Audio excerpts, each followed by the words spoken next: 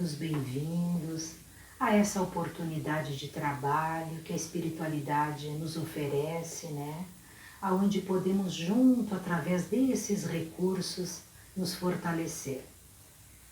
Então, né, vamos ler um trecho do Evangelho e vamos conversar um pouco a respeito. Caiu para nós o capítulo 15, fora da caridade não há salvação. E vamos ler o item 3.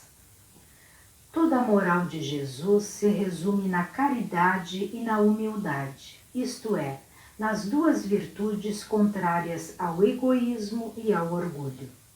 Em todos os seus ensinos, ele aponta essas duas virtudes como sendo as que conduzem à eterna felicidade. Bem-aventurados, disse, os pobres de espírito, isto é, os humildes, porque deles é o reino dos céus. Bem-aventurados os que têm puro coração. Bem-aventurados os que são brandos e pacíficos. Bem-aventurados os que são misericordiosos. Amai o vosso próximo como a vós mesmos. Fazei aos outros o que quereríeis vos fizessem. Amai os vossos inimigos. Perdoai as ofensas se quiserdes ser perdoados. Praticai o bem sem ostentação. Julgai-vos a vós mesmos antes de julgardes os outros. Humildade e caridade, eis o que não cessa de recomendar, e o de que dá ele próprio o exemplo. Orgulho e egoísmo, eis o que não se cansa de combater. E não se limita a recomendar a caridade, põe-na claramente e em termos explícitos como condição absoluta da felicidade futura. No quadro que traçou do juízo final, deve-se, como em muitas outras coisas, separar o que é apenas figura, alegoria.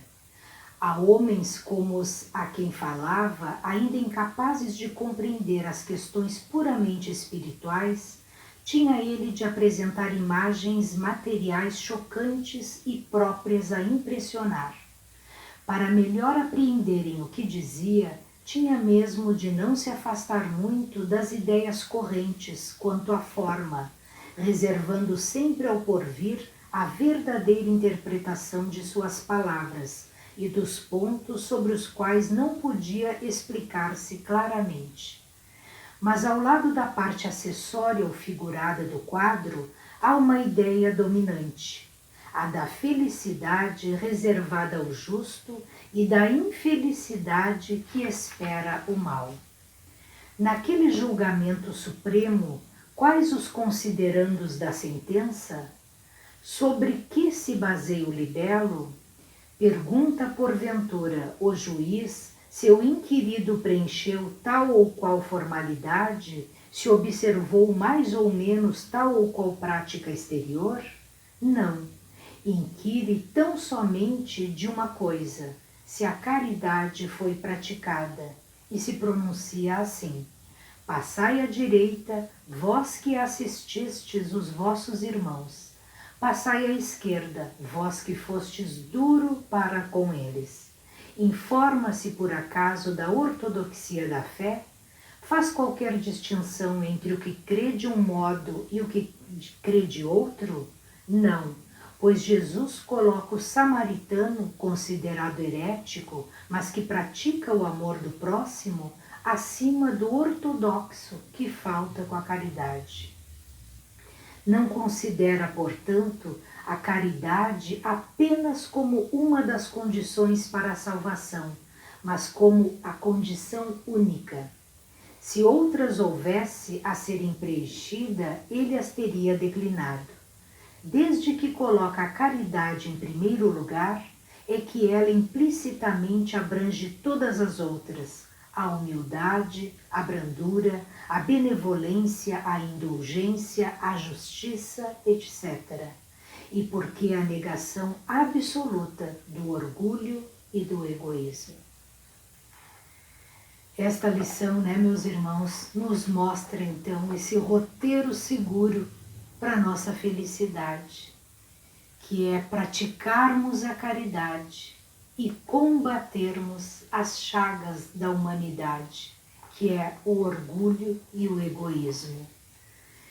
Então vemos, né, que tantas vezes temos a oportunidade de fazermos a caridade e muitas vezes porque ainda não despertamos, porque ainda não estamos tão ligados às situações que a vida nos oferece, perdemos a oportunidade, porque todas são oportunidades, meus irmãos.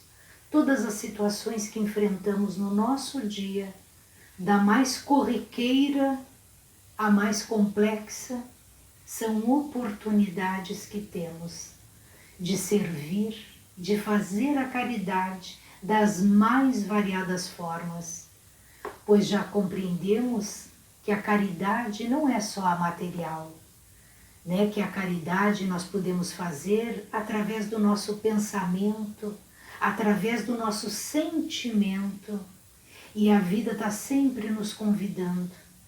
Muitas vezes pensamos em alguém, a um irmão que não vemos há tanto tempo, então ali é aquele momento que nós temos essa oportunidade de, através do pensamento, do nosso sentimento, emitir para esse irmão, né, pensamentos de ânimo, de coragem, de força, e com certeza chegará até ele.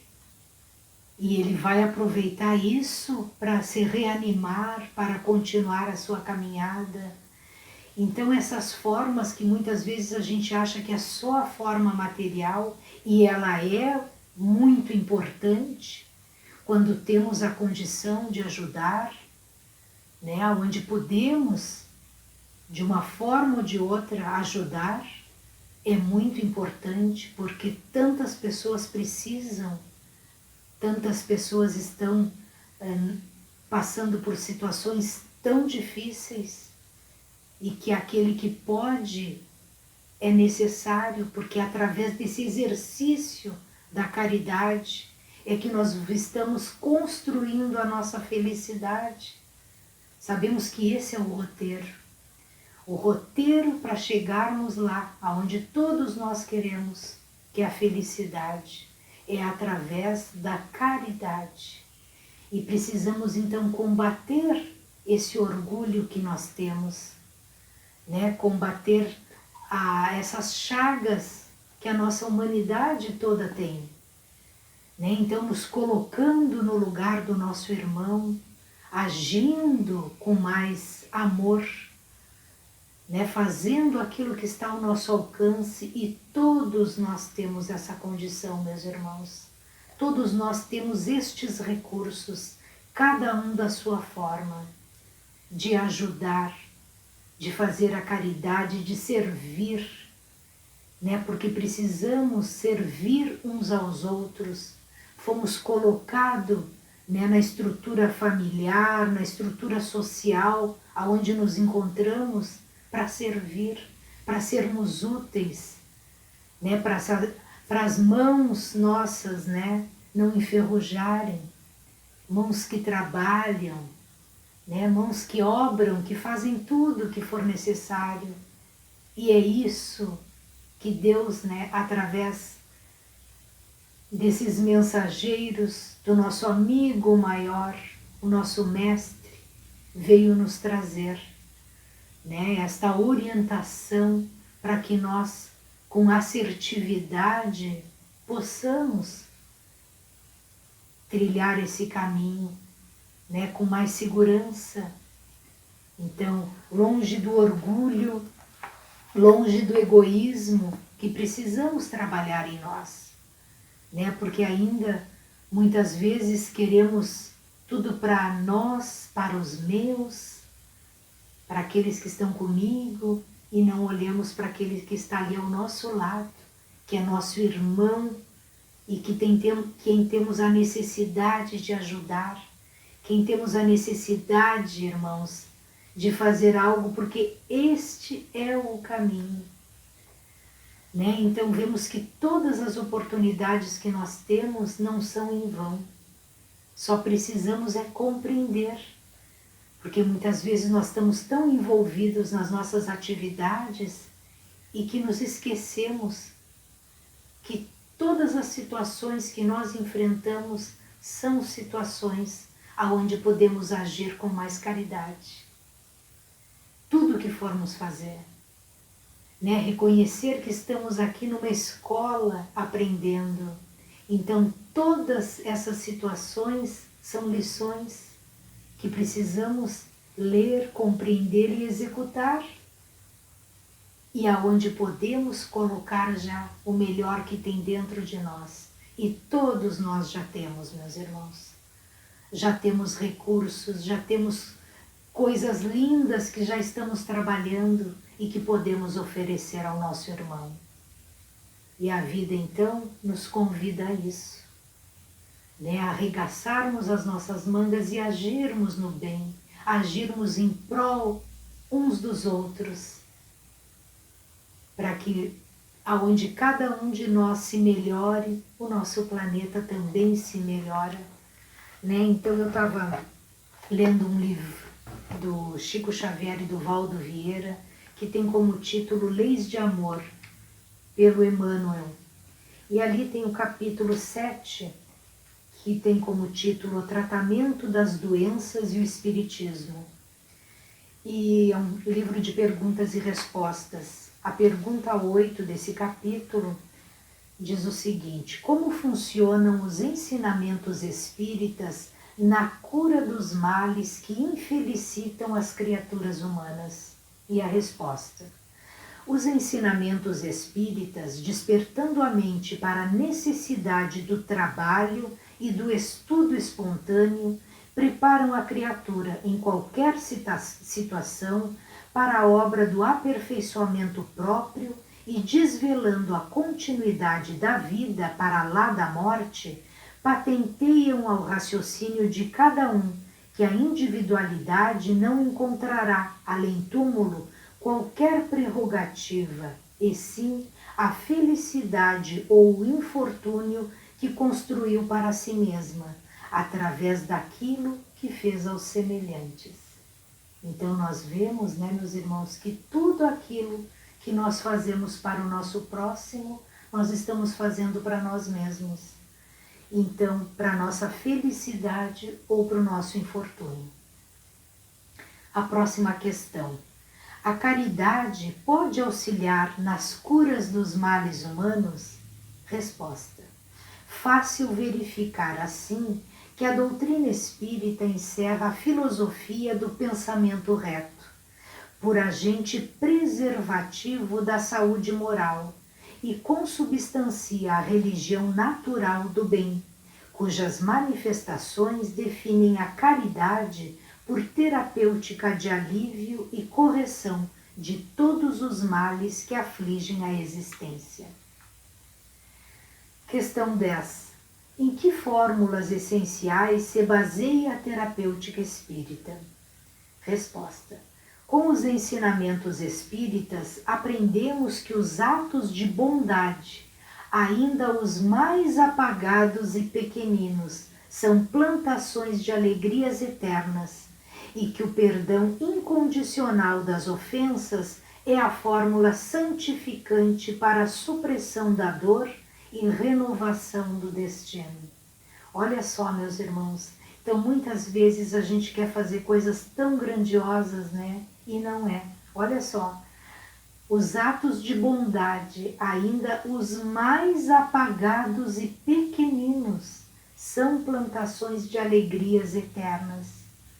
Então, é o nosso começo. Então, são atos pequenos que vamos fazer. E aquilo nós vamos aprendendo porque vamos exercitando. E quanto mais fazemos, mais nós vamos nos habilitando a fazer mais.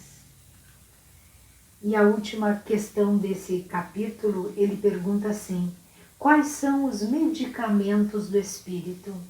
E a resposta: nas atividades espíritas, colhemos do magnetismo sublimado benefícios imediatos, seja no clima do passe, sob o influxo da oração, ou no culto sistemático do Evangelho no lar, por intermédio dos quais benfeitores e amigos desencarnados nos reequilibram as forças através da inspiração elevada, apaziguando-nos os pensamentos, ou se valem de recursos mediúnicos esparsos no ambiente, a fim de nos propiciarem socorro à alma aflita ou às energias exaustas. Se abraçaste, pois, a doutrina espírita, perlustra-lhes os ensinos e compreenderás que a humildade e a benevolência, o serviço e a abnegação, a paciência e a esperança, a solidariedade e o otimismo são medicamentos do espírito, transformando lutas em lições e dificuldades em bênçãos. Porque no fundo de cada esclarecimento e de cada mensagem consoladora que te fluem da inspiração, ouvirás a palavra do Cristo: amai-vos uns aos outros como eu vos amei. Então, meus irmãos, está naquele momento que nós estamos fazendo, solidificando esse nosso templo interno. Então, como diz aqui, no magnetismo sublimado, seja no clima do passe, que neste momento nós, por não estarmos na casa, na parte física, mas então através do Evangelho no lar, aonde nós todos estamos trabalhando, procurando fazer, é onde os benfeitores vão nos reequilibrar as nossas forças através da inspiração elevada. Então nós estamos edificando, mais e mais esse nosso templo interno. Então, que a paz de Jesus esteja com todos nós e que possamos continuar cada vez mais unidos, cada vez mais solidários uns aos outros, nos fortalecendo na caminhada e sentindo todo esse carinho através desse trabalho que a casa nos oferece neste momento. Então fiquemos em paz e que Jesus abençoe cada um de nós.